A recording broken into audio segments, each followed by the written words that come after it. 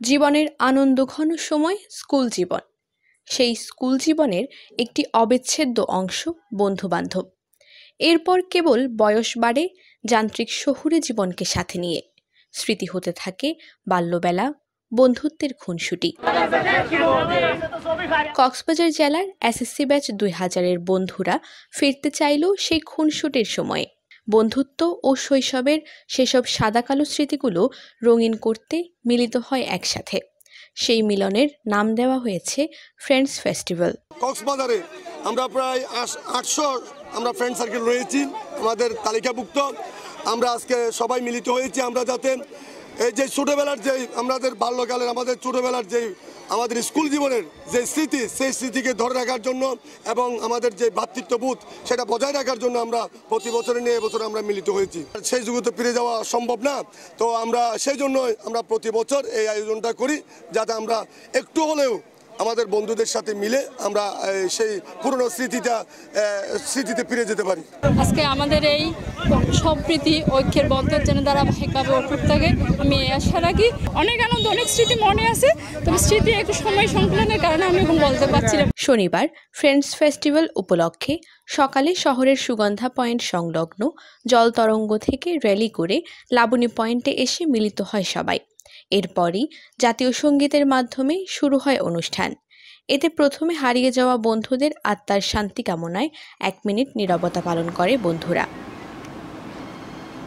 ২৪ বছর পর বন্ধুদের আন্তরিক ভালোবাসা ও পরিশ্রমের কারণে উৎসবে স্মৃতিচারণের মাধ্যমে অনুভূতি প্রকাশ সহ বন্ধুদের আড্ডা ছিল খুবই প্রাণবন্ত।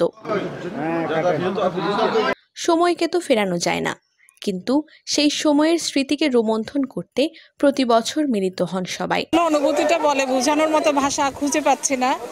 আবারও ফিরে গেছি সেই ২০-২২ বছর আগে স্কুলের জীবনে।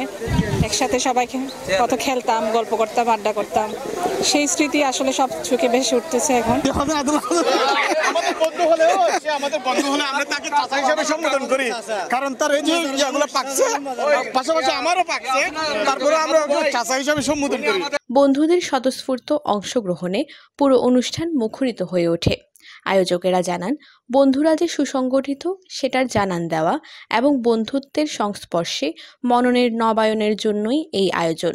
প্রতি বছর এমন আয়োজন অব্যাহত থাকবে বলেও জানান তারা। বিভিন্ন জন বিভিন্ন জায়গায় সেটেল হয়ে গেছি বা বিভিন্ন কাজে ব্যস্ত হয়ে গেছি। এর মধ্যে হলো এরপরও যে কক্সবাজার জেলার সব বন্ধু এবং ২৫ বছর আগে যে স্কুলে পড়া বন্ধুগুলো সবাই যে একসাথে এসেই মিলন মেলা করা, গেট টুগেদার করা, এই শৈশবে ফিরে যাওয়া, এই জিনিসগুলো খুবই চমৎকার। এটা ধারাবাহিকভাবে আমাদের আগেও ছিল, এটা চলতে থাকবে। এটা আরও ভালোভাবে নবায়নের উদ্দেশ্য চলছে এবং এইসব আমরা করতে থাকব। দিনব্যাপী পুরনো বন্ধু বান্ধবীরা সময় পার করে একে অপরের সাথে প্রাণের স্পন্দনে। কেক কাটা ও র্যাফেল ড্র এবং সাংস্কৃতিক অনুষ্ঠানের মাধ্যমে শেষ হয় অনুষ্ঠান। News desk, TTN.